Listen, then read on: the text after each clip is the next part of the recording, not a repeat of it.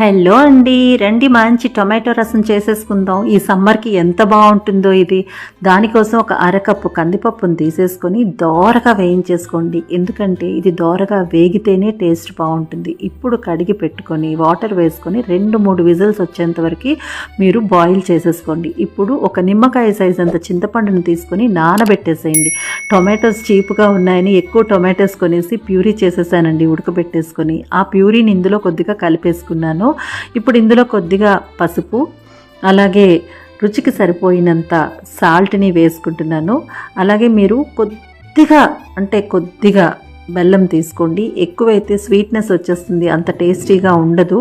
So కొద్దిగా బెల్లం కూడా తీసుకొని బాగా కలిపి పక్కన పెట్టుకోండి. ఇప్పుడు దీనికి రుచిని పెంచేటువంటి ఒక మసాలా ముద్ద ఉంటుంది చూడండి, అది చేసేసుకుందాం. దానికోసం చిన్న కళాయి పెట్టుకొని ఆయిల్ వేసుకొని హీట్ అవ్వనిచ్చి అందులో కొద్దిగా మిరియాలతో పాటు 1 స్పూన్ శనగపప్పుని వేసుకోండి.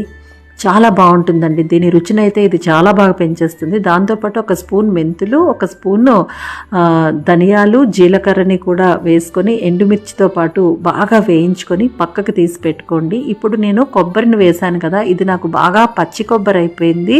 మీ దగ్గర మామూలుగా కొబ్బరి ఉంటుంది కదా, అది కొంచెం వేసినా కూడా బాగానే ఉంటుంది. 1/4 కప్పు వరకు కొబ్బరిని వేసుకొని కొబ్బరిని కూడా బాగా ఫ్రై చేసుకోండి. ఇక్కడైతే పప్పు ఉడికిపోయిందండి. పప్పు గుత్తితో బాగా మ్యాష్ చేసేసుకొని పక్కన పెట్టుకోండి. ఇక్కడ మనం రుచిని పెంచే మసాలా ముద్దన్నాం కదా, మిరియాలు అంతా తిప్పేసుకొని అప్పుడు కొబ్బరిని వేసుకోండి. మరి అది నలగాలి కదండి, అందుకనే కొద్దిగా వాటర్ని జోడించి పేస్ట్ చేసేసి పక్కన పెట్టుకోండి. పేస్ట్ రెడీ అయిపోయింది కదా. ఇప్పుడు ఈ చింతపండు పులుసు ఉంది కదా, దాన్ని బాగా పిండేసుకొని ఆ పిప్పుని తీసి పక్కన పెట్టేసుకొని అందులో 3/4 లీటర్ వరకు వాటర్ని వేసుకోండి. పచ్చిమిర్చిని, కరివేపాకుని కూడా వేసుకోండి. ఈ కందిపప్పులో కొద్దిగా వాటర్ని జోడించుకొని ఆ వాటర్తో కూడినటువంటి కందిపప్పును అందులో యాడ్ చేసేసుకోండి. ఇప్పుడు మన రుచిని పెంచే మసాలా ముద్ద ఉంది కదా, అది మొత్తం వేసేసుకొని దాంతోపాటు కొత్తిమీరను కూడా కలిపేసేయండి.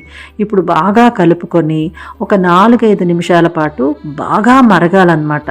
చాలా బాగుంటుందండి. బాగా మరిగిన తర్వాత ఇప్పుడు దీనికి మనం పోపును రెడీ చేసుకోవాలి. నెయ్యి పోపు చాలా బాగుంటుంది. ఆవాలు, జీలకర్ర, మినపప్పు, మెంతులతో పాటు కరివేపాకు, ఎండుమిర్చి, ఇంగువను కూడా జోడించేసి పోపు బాగా వేగిన తర్వాత ఈ బాగా మరిగిన పప్పుచారుని, అదే టొమాటో రసంని కలుపుకొని ఇందులో వేడి అన్నంతో తిన్నారంటే అద్దిరిపోతుందండి. మీరు ట్రై చేసి మీకు ఎలా వచ్చిందో నాకు చెప్పడం మర్చిపోవద్దు. మరెన్నో మంచి వీడియోస్ కోసం శ్రీలు టీవీని సబ్స్క్రైబ్ చేసేసేయండి.